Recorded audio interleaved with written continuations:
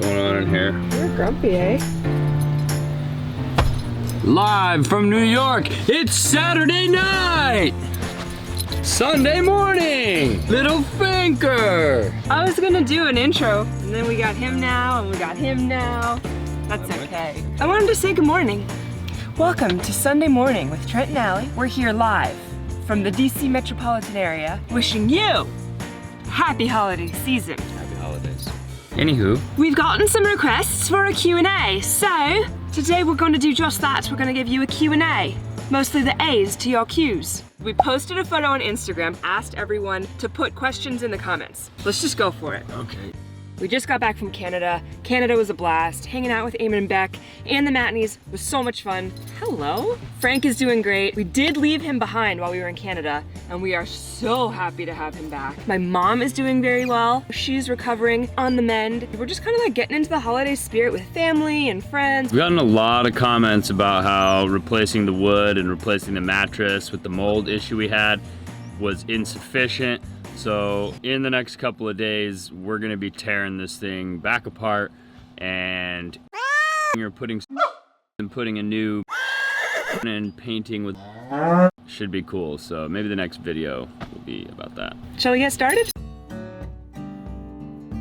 First question is from Sarah Milan, and it is, what's your dog's training strategy? Did you guys ever have a trainer help? And then she also says, your pup is so cute. Thanks! We love our pup. We did not have a trainer help us, but we both grew up with dogs. We've both had dogs ourselves in our adult life. I think the key to raising a well-trained puppy is to communicate with each other, not give mixed signals. Socialize the heck out of them. The heck! Advice for new nomads. Just do it! Make sure you secure water and a place to sleep.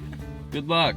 Any advice for someone looking to get into mountain biking from DD Davis? There's a ton of skills tutorials online so you can practice mentally and then like put them into use on the trail. Go rent a bike and take it for a ride and see how you enjoy it. On to Willen NY. Hi guys, are you any closer to finishing the ebook, and how easy/difficult was it adapting Frank to van life? We are no closer to finishing the ebook because we want to make it excellent for you. We need to wrap up some diagrams and some technical specifications before we release it. It's on its way.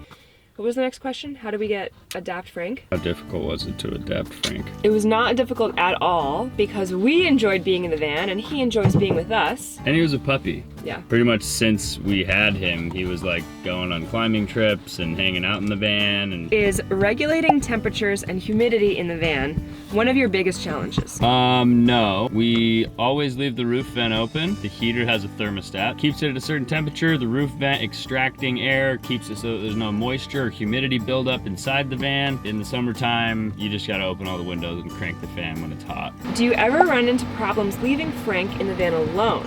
Frank is super good about that. We usually block out the windows with reflective covers so that it doesn't get super hot inside the van. He'll come and like kind of stick his head by the window where the fresh air is being sucked in. But also Frank very rarely barks at people or dogs, and I don't think he ever does it when we're not in the van. What are the dimensions of your shower? And Trent, are you 6'1"? I am 6'1", and our shower is 30 inches deep by 32 inches wide. When are you coming to Australia? Come. 2022. I hope sooner. I would love to go to Australia. Yeah, me too. What's one thing that each of you do for the other that makes van living even better? Allie cooks a lot. Trent is handy and fixes everything when it's broken. Relationships aren't always gumdrops and rainbows. How do you not kill each other when you have those times that you just want to close the door and be alone, but you can't because you're in a van? Great question. It's pretty rare that me and Allie are in a situation where I want to close a door and be away from her. Even before we lived in the van, I never like had a, I can't stand you right now, let me get away. Also, I think we both kind of realize it's like a shared space and we have to get along, so it's just not an option to like throw a temper tantrum or be a pain. Things are much better when you both agree that alone time is still important in the van. Yeah. Even if you're together, you can be doing things alone. I can be reading or listening to music while he is editing or watching YouTube videos. We're next to each other, but we're doing our own thing. And I think that's still really important for you to be aware of in the van. Very true. How much would you estimate the cost of building would be? General ranges, but ideally the difference between your two builds. Did you have prior carpentry experience, and what are the favorite things about your van? No, I did not have prior carpentry experience. Our first van was about $10,000 in parts, and this van was $15,000 in parts, so about a $5,000 difference. How often do you do laundry? This is a great question. We get that a lot. We do laundry about twice a month, I would say, at laundromats, and it's really cheap and affordable. It's actually a lot easier because at a laundromat, you could do all your laundry at the same time in multiple washers and dryers. It gets done in like an hour. It's great. It costs us like $10. Yeah. So like $20 a month, you get to do your laundry twice a month. Super simple. Is building out a van from scratch worth it for part-time van lifers? Absolutely. If you're gonna buy a van that's built out, or an RV or whatever, it's gonna be super expensive, so it's always gonna be worth it to build it yourself. Favorite place you've parked the van up for the night? Favorite place? I know one. What? In Moab. Lone Mesa? Lone Mesa. Lone Mesa is pretty cool. Beautiful mesa, I guess, in Moab, in Utah. We woke up in the morning and it's just this huge red rock landscape as far as the eye can see, cold and crisp and clear that morning. There were cow footprints everywhere. Do you remember that? Yeah, there was cows everywhere. But it was just like this beautiful, extremely quiet dot on the map in the middle of nowhere. That was one of my favorite places. What would you do differently with your layout and build? We talk about this a lot. Every time you change a little part of the layout, you have to compromise on something else. Yeah. So there are things that we would change, but we know that they would have consequences and other impacts that we wouldn't want. Every time you gain something, you lose something else. So it's like kind of hard to decide on things like that. I think our van is like set up quite well. Maybe the only other thing I would change is that our hanging wardrobe is like pretty big. I would like maybe cut that in half and do shelves on one side. That's about it. Honest Expedition wants to know, can we be friends? Seriously?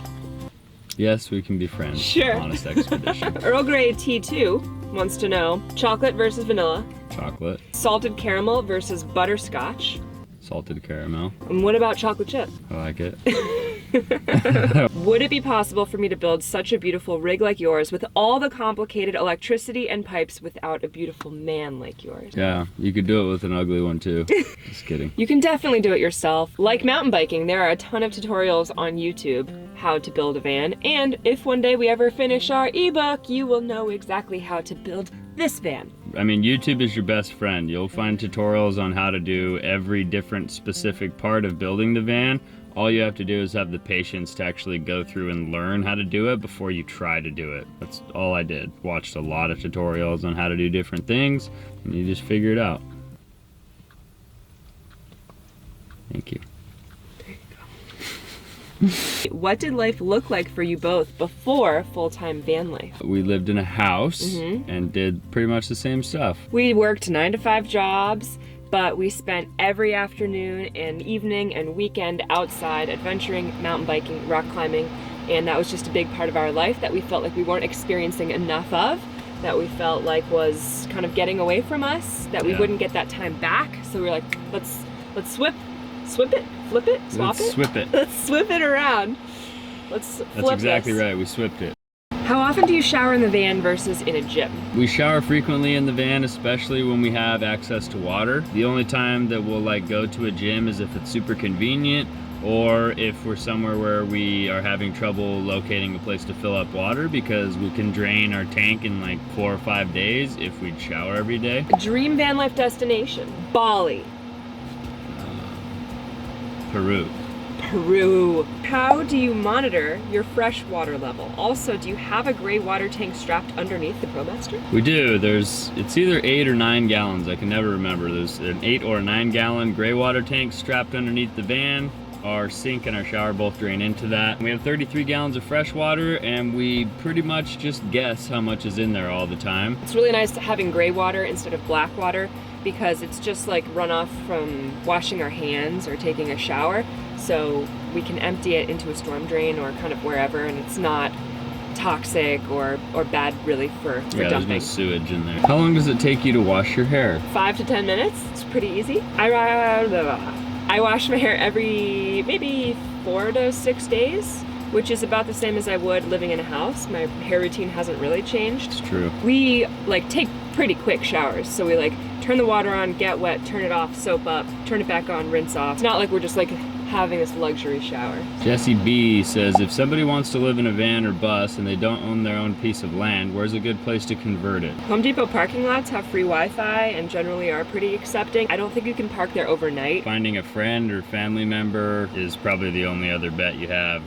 Dynamite Art says, hey, where's Trent's sweater from? How can I buy one? My boyfriend would like it. As ironic as it is, I think it's the same sweater that I'm wearing that's in that photo.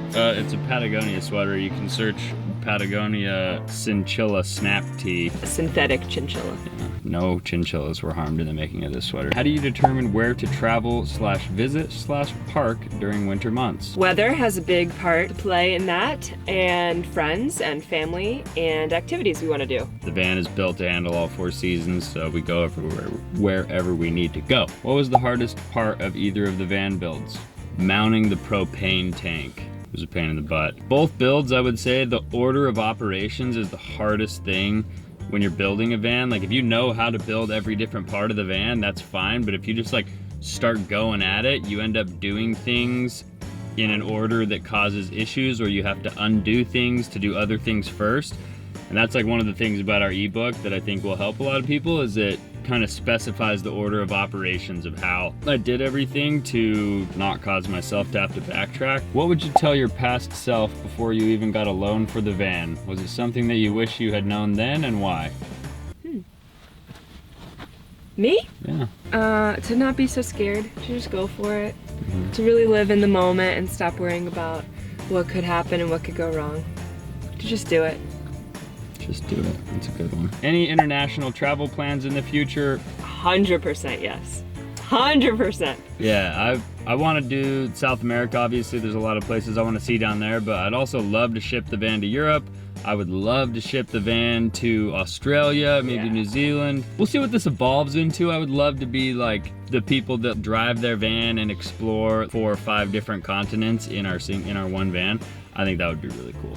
Expensive to ship to Australia. Yeah, But it's on my bucket list. How has van life been without a dog for the past couple of days?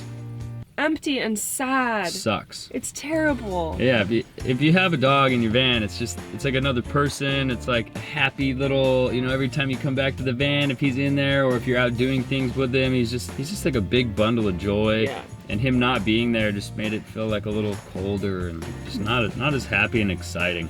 But I think that is it. If you guys want to get on to the next Q&A, make sure you guys follow our Instagram at Trent Allie. We hope you guys really enjoyed this episode. We hope it gave you answers to all your questions, maybe gave you answers to questions you didn't know you had. We want to thank you guys so much for watching. Please hit the like button, really helps us out and we would greatly appreciate it. Subscribe to Trent Allie if you're not already. Don't forget to hit the notification bell so that you'll be notified every time we go live or post a video or do anything else on YouTube. Frank says thank you. And we love you.